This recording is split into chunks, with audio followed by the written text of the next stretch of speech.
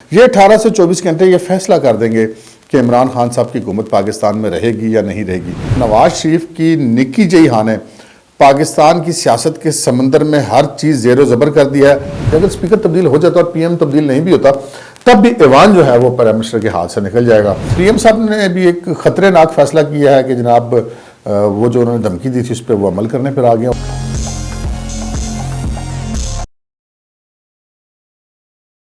السلام علیکم ناظرین، پروگرام ویژن بائے راجہ عاطف ذوالفقار کے ساتھ آپ کی خدمت میں حاضر۔ ناظرین، نواز شریف کی نکی جئی ہاں نے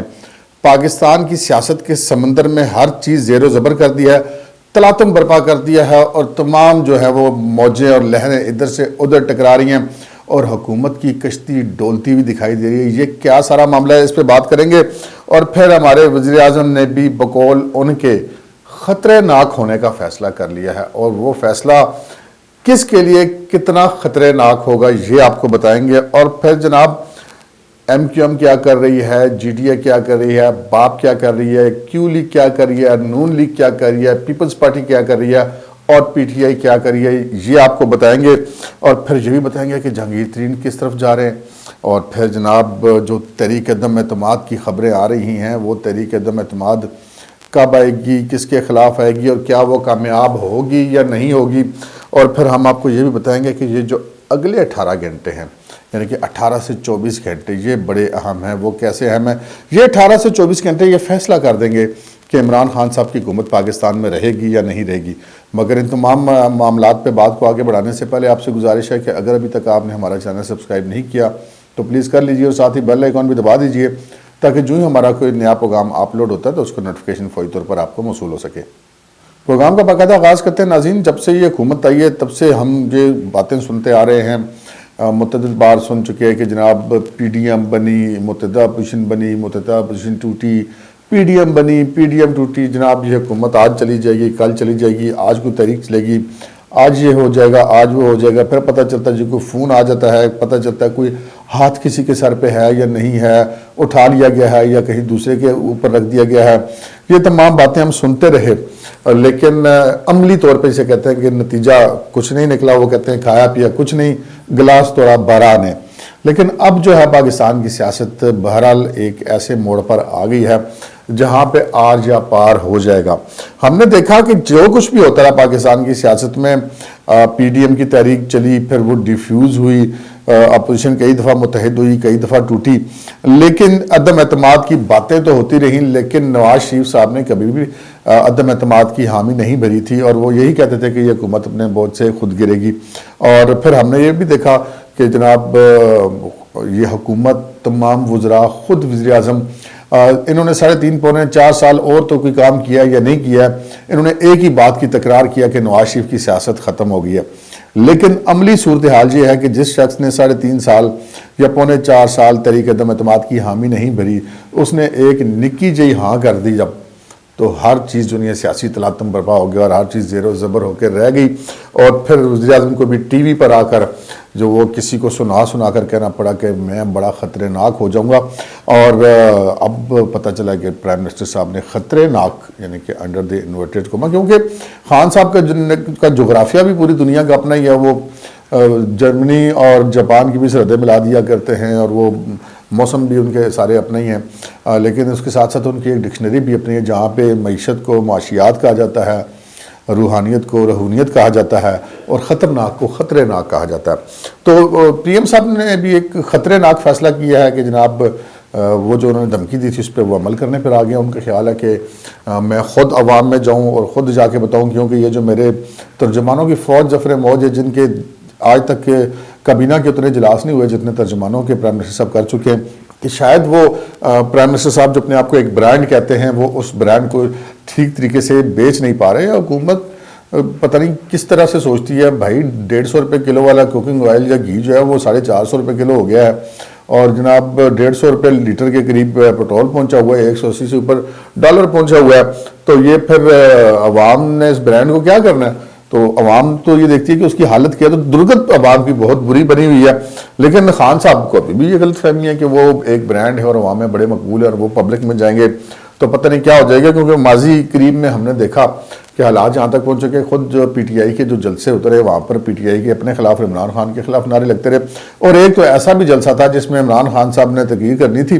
اور چونکہ پبلک تو اب وہاں پر جاتی نہیں ہے تو سرکاری ملازمین کو بلایا جاتا رہا. تو ایک دفعہ پھر بھی بات نہیں بن رہی تھی، تو اسکولوں کے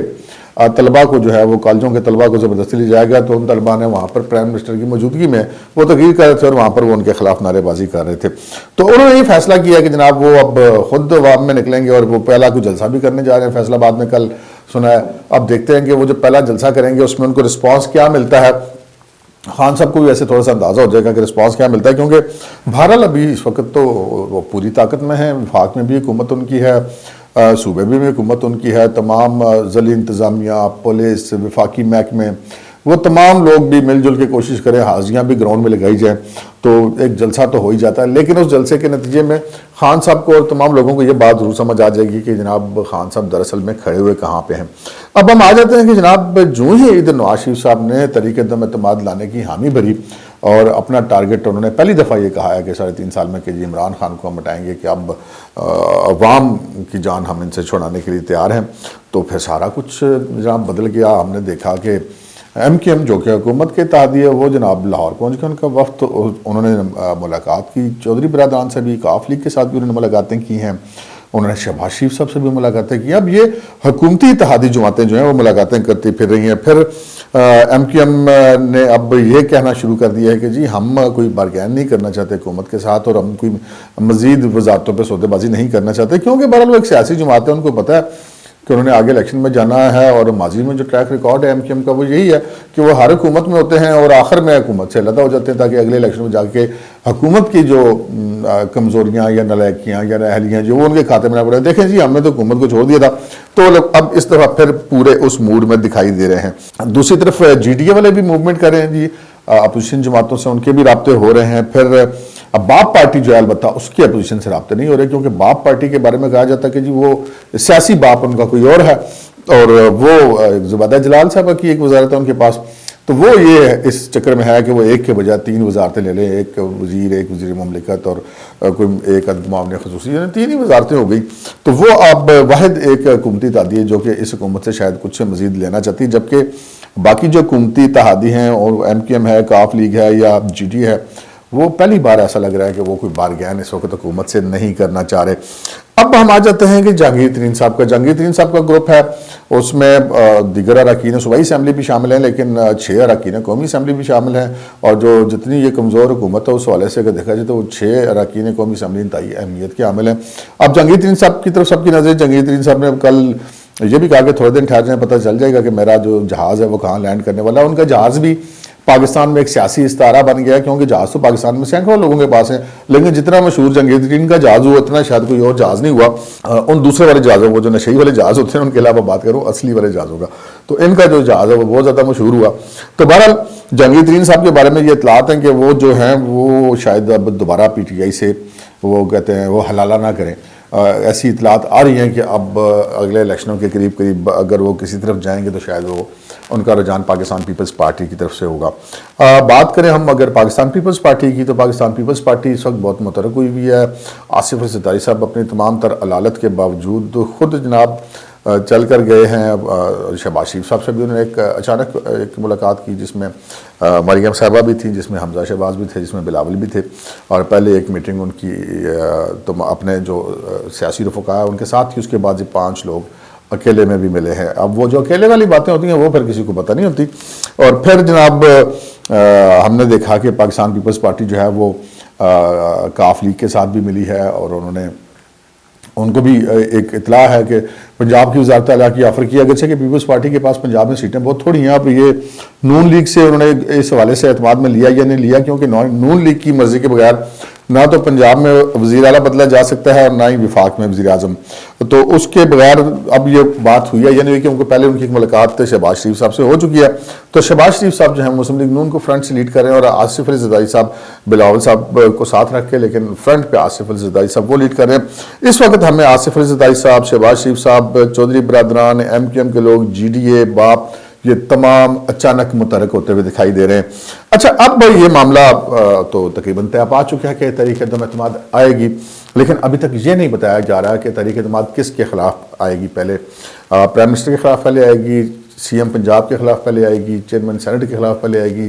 اسپیکر قومی اسمبلی کے خلاف پہلے آئے گی. میرا خیال ہے یہ فیصلہ تو ہو چکا ہے یقینی طور پہ, لیکن اپوزیشن اس حوالے سے اپنے کارڈ ابھی شو نہیں کرنا چاہ رہی. یہ جب تحریک اعتماد اچانک فائل ہو جائے گی تو پھر پتہ چلے گا کہ کس کے خلاف فائل ہوتی ہے. اس میں اب بہت ساری باتیں کی جا رہی ہیں. میرا خیال ہے, یہ میرا ذاتی خیال ہے, آپ اس سے اختلاف بھی کر سکتے ہیں, شاید چیئرمین سینٹ کے خلاف فی الحال وہ تحریک اعتماد پہ نہ جائیں, کیونکہ ماضی میں بھی ایک دفعہ سبکی ان کو ہو چکی ہے اپوزیشن کو, اور چیئرمین سینٹ کا ان کا کوئی حکومت کے ایسا ان کو نظر نہیں آتا کہ وہ اتنا کوئی ضروری ہے ان کو چینج کرنا. تو یہ بھی ایسی بھی تجاویز چل رہی ہیں کہ براہ راست پرائم منسٹر کے خلاف تحریک اعتماد لائی جائے, اور دوسری تجویز یہ بھی ہے کہ اسپیکر قومی اسمبلی کے خلاف لائی جائے, کیونکہ تحریک اعتماد کی جب ووٹنگ ہوتی ہے, گنتی ہوتی ہے, تو اس میں اسپیکر کا رول بڑا اہم ہوتا ہے. تو اپوزیشن کا یہ خیال ہے کہ اسپیکر جو ہیں وہ بڑے جانبدار ہیں اور وہ بلڈوز کر دیتے ہیں تمام پارلیمنٹ کی کارروائی کا, تو پہلے اسپیکر کو تبدیل کر دیا جائے. اگر اسپیکر تبدیل ہو جاتا اور پی ایم تبدیل نہیں بھی ہوتا تب بھی ایوان جو ہے وہ پرائم منسٹر کے ہاتھ سے نکل جائے گا, اور پرائم منسٹر بڑی ویک فوٹنگ پر چلے جائیں گے. اور پھر اگر پنجاب اگر ہاتھ سے نکل جاتا تو تب بھی وہی سچویشن ہوگی کہ پنجاب اگر نکل جائے تو وفاق والی جو حکومت ہوتی ہے اس کی جو کہتے ہیں نا اختیار صرف ضلع اسلام آباد کے دور تک باقی رہ جاتا. تو وہ بھی ایک بڑی امپورٹنٹ بات ہے. اب معاملہ یہ ہے کہ اب ہوگا کیا, تحریک اعتماد کامیاب ہوگی یا نہیں ہوگی. مسلم لیگ نون کی اگر ہم بات کریں تو مسلم لیگ نون کے بارے میں پہلے کل پرسوں تک ایسی اطلاعات تھی کہ 20 اراکین قومی اسمبلی جو ہیں پی ٹی آئی کے, وہ نواز شریف صاحب سے براہ راست رابطے میں, جن کو نواز شریف صاحب نے گرین سگنل بھی دیا ہوا. لیکن اب یہ تعداد پتہ چلی کہ شاید یہ اس سے بڑھ گئی ہے اور 22 کی تعداد یہ ہو چکی ہے, اور اب تحریک اعتماد کی کامیابی کے امکانات بہت زیادہ ہیں. لیکن اگر وہ فون نہ آیا, تو فون نہ آیا سے مراد یہ ہے کہ جو جس طرح کے خان صاحب کے لیے ہمیشہ اسٹیبلشمنٹ جو ماضی میں پچھلے چند سالوں میں بہت کریز سے نکل کر کھیلتی رہی ہے اور ان کو بچاتی رہی ہے مختلف معاملات پر, اور اب اگر جیسے یہ سننے میں آیا تھا کہ جیسے اسٹیٹ بینک کے حوالے سے جو قانون سازی تھی اس تک بھی اب فون آئے, اور یہ کہا گیا کہ چونکہ ریاست کا معاملہ تھا تو اس وجہ سے فون آئے, لیکن سیاست میں اب اسٹیبلشمنٹ جو ہے وہ نیوٹرل ہو جائے گی. تو اب جب یہ سارا کچھ ہو چکا تو اس کے بعد نواز شریف صاحب کا ایکٹیو ہونا ابھی اس طرف نشاندہی کرتا ہے کہ یہ شاید معاملہ اب اسی طرف جا رہا ہے کہ اسٹیبلشمنٹ شاید نیوٹرل ہو جائے گا. اور اگر فون نہیں آتا تو پھر اس چیز کے بہت واضح امکانات ہیں کہ تحریک اعتماد جس کے خلاف بھی آئی وہ کامیاب ہو جائے گی, اور جب وہ کامیاب ہو جائے گی تو پھر سارا کچھ اسے کہتے ہیں ہل جائے گا. اگر پنجاب میں کامیاب ہو جاتی ہے, وفاق میں کامیاب ہو جاتی ہے, اسپیکر کے خلاف کامیاب ہو جاتی ہے, تو پھر شاید یہ حکومت اپنے جس بیساکھیوں پر کھڑی نہ رہ سکے. اچھا, اب یہ معاملہ ہے کہ اب اگر یہ تحریک اعتماد اس سب کے باوجود کامیاب نہیں ہوتی تو کیا ہوگا. اب اس کے دو پہلو نہیں ہوتی. ایک تو یہ ہے کہ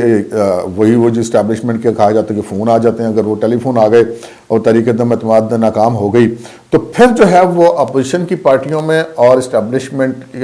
میں ایک براہ راست ماجرائی جو ہے وہ دوبارہ شروع ہو جانے کا خطرہ ہے, جو کہ پہلے ہم نے دیکھا جب نواز شریف صاحب نے جلسوں ولسوں سے خطاب کیے تو شاید اسی طرف ماحول واپس چلا جائے گا. لیکن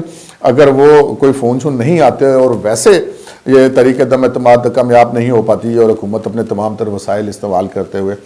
تحریک اعتماد کو ناکام نہ دیتی ہے, تو پھر بھی ہم اس کو تحریک اعتماد کی ناکامی نہیں کہہ سکتے, کیونکہ پاکستان کی تاریخ میں ایک ہی بار تحریک اعتماد پرائم منسٹر کے خلاف آئی تھی اور وہ محترم بینظیر بھٹو کے خلاف آئی تھی, اور اس وقت اسٹیبلشمنٹ کی باقاعدہ مبینہ طور پہ مدد حاصل تھی اپوزیشن کو, اور اس کے باوجود وہ تحریک اعتماد جو ہے وہ ناکام ہو گئی تھی. لیکن وہ اس کو ناکام اس لیے نہیں کہہ سکتے کہ اس کے بعد پھر بینظیر بھٹو صاحبہ اپنی حکومت کو بچا بھی نہیں پائی تھی, حکومت اتنی کمزور ہو گئی تھی. سو اگر یہ تحریک اعتماد ناکام بھی ہو جاتی ہے تب بھی شاید خان صاحب کے لیے اپنی حکومت کو بچانا ممکن نہیں رہے گا. اچھا, اب یہ جو میں نے بات آپ سے کی تھی پروگرام کی شروع میں کہ جی یہ آئندہ 18 سے لے کے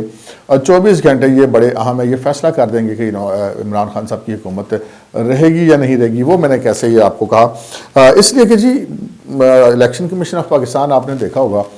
کہ 3.5 سال سے وہ فیصل واڈا کے کیس جو ہے وہ وہاں پہ پینڈنگ پڑا ہوا. اب تو کافی دنوں سے کئی ہفتوں سے ان کا جو فیصلہ ہے نااہلی والا کہ وہ جو ان کی ڈول نیشنلٹی کا معاملہ ہے کہ جب انہوں نے اپلائی ایم این اے کے کاغذات جمع کرائے تھے تو اس ڈیٹ تک وہ دوہری ان کی شہریت تھی. وہ بڑے عدالتوں میں بھاگے, کبھی ایک عدالت کبھی دوسری عدالت, لیکن کرتے کرتے بہرحال ہر طرف سے وہ فارغ ہو گئے, تو پھر انہوں نے قومی اسمبلی کی سیٹ چھوڑ کے سینٹ کی سیٹ لے لی. لیکن اگر وہ ساری یہ چیز ثابت ہو جاتی جو کہ بظاہر ایسے لگتا ہے کہ ثابت ہو جائے گی, تو پھر کیا ہوگا, پھر یہ ہوگا کہ فیصل واڈا صاحب نااہل ہو جائیں گے, اور بنتی بظاہر ایسے ہی ہے. تو اگلے 18 گھنٹے میں ان کا جو ہے وہ فیصلہ آ جائے گا۔ اس وقت جو ہے وہ رات کے پروگرام جب ریکارڈ کروں تو تقریباً 8:05 ہوئے، تو صبح 8 بجے تک 12 گھنٹے ہو جائیں گے، اور اس سے اگلے 6 گھنٹے نکال کے 18 گھنٹے، تو 18 گھنٹوں میں فیصل واڈا صاحب کا کیس سامنے آ جائے گا۔ اور اگر ابھی تک وہ جو ایک مبینہ قسم کا ہاتھ اسٹیبلشمنٹ کا حکومت کے اوپر موجود ہے، تو پھر یہ فیصلہ جو ہے وہ فیصل واڈا صاحب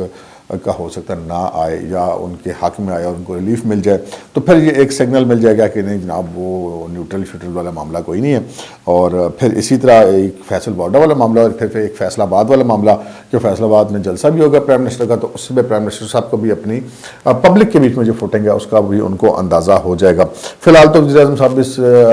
مبینہ طور پہ غلط فہمی یا خوش فہمی کا شکار ہیں کہ میرے علاوہ کوئی چوائس نہیں۔ وہ پہلے تو ان کو یہ تھا نا کہ اسٹیبلشمنٹ کے پاس کوئی چوائس نہیں، اب انہوں نے ایسی بھی باتیں کرنا شروع کر دیا کہ عوام کے پاس میرے علاوہ کوئی چوائس نہیں۔ اسی وجہ سے وہ بالکل عوام سے بے پرواہ ہو کے وہ اندھا دھند جو نہیں ہے وہ مہنگائی کری جا رہے ہیں کہ ہمیں کس نے پوچھنا، اور ابھی پتہ لگا ہے کہ وہ پھر 400-450 ارب کے مزید نئے ٹیکس بھی لگانے والے ہیں۔ تو یہ اگلے 18 سے لے کے 24 گھنٹے کے دوران یہ فیصلہ ہو جائے گا جی کہ یہ حکومت رہے گی یا جائے گی، کیونکہ اگر وہ فیصلہ فیصل واڈا صاحب کے خلاف آ جاتا ہے تو اس سے نہ صرف یہ کہ حکومت کو بہت بڑا دھچکا پہنچے گا، بلکہ اپوزیشن کے حوصلے بھی بہت زیادہ بلند ہو جائیں گے۔ آج کے پروگرام میں اتنا ہی، اجازت دیجیے، اللہ حافظ۔